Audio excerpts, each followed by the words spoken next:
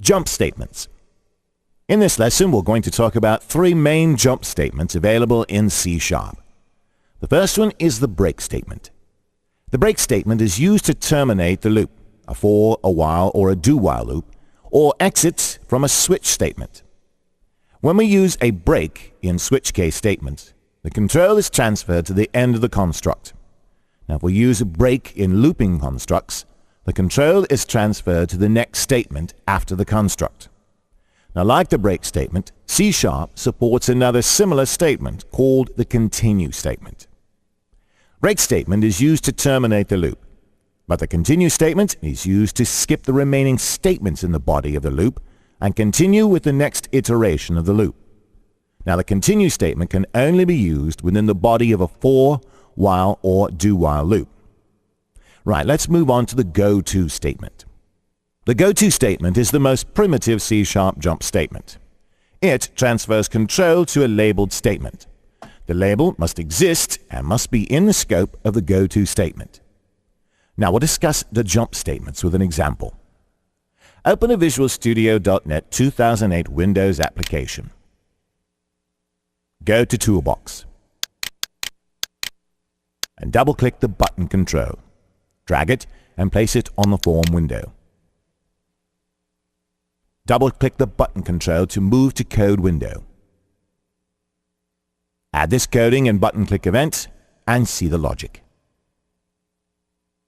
Here we have an integer variable called x, assigned with a value of 1.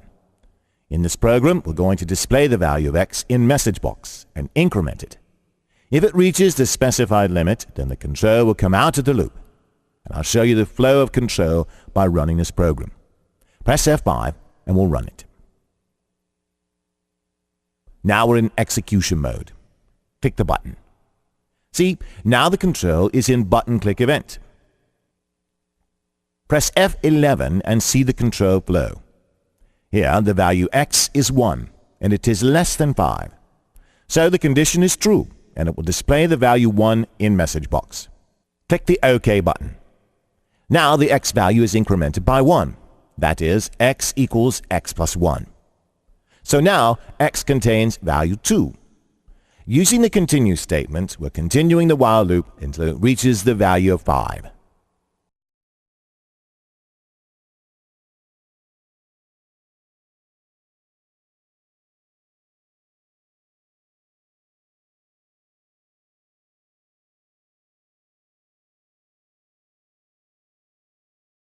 Now the value of x is 6. So the control will move to the else block. Now here we're having go-to statement.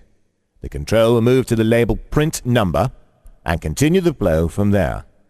It will display the value 6 in message box and move to the if construct. The value 6 is greater than 5, so the control will move to the block and display x will not exceed the limit. And finally, the break statement will be used to terminate the while loop. Hopefully that gives you a clearer idea about the jump statement. Now we'll discuss more about programming concepts in our upcoming lessons.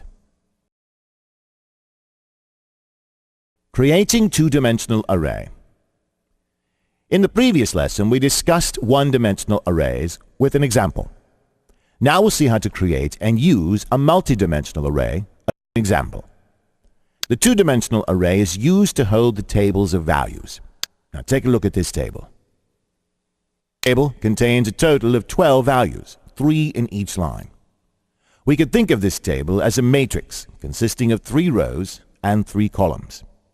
Each row represents the number of items sold on the particular year, and each column represents the value of sales on each item. Now, if you wish to store and retrieve such a table value programmatically, we can use a two-dimensional array. Now take a look at this diagram. This is the two-dimensional array representation for the above table. Here, 2 represents the second row and second column. Now let's see how to create a two-dimensional array. Here is the syntax for creating a two-dimensional array. We can also use this statement to declare a two-dimensional array. Here, myArray is the name of the array of type int, and 3 represents that myArray can hold 9 elements with 3 rows and 3 columns. We can also initialize two-dimensional array in the form of matrix, as shown below. Note that the commas are required after each brace that closes off a row, except in the case of the last row.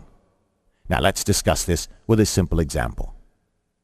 Open the Visual Studio.NET 2008 console application. Add this coding and see the logic. In this program, we're going to perform addition of two matrices. Here, we have created two matrices, A and B, and have assigned some values to those matrices. Using this set of coding, we are displaying the values of A matrices in Output Console. Similarly, using this set of coding, we are displaying values of matrices B. Now, see this nested loop. Here we are adding all the rows of A with B, and similarly adding all of the columns of A and B. Finally, displaying the results in the matrix structure using console.writeLine method in the Output Console. Right then, press Ctrl and F5 to run the program and see your results.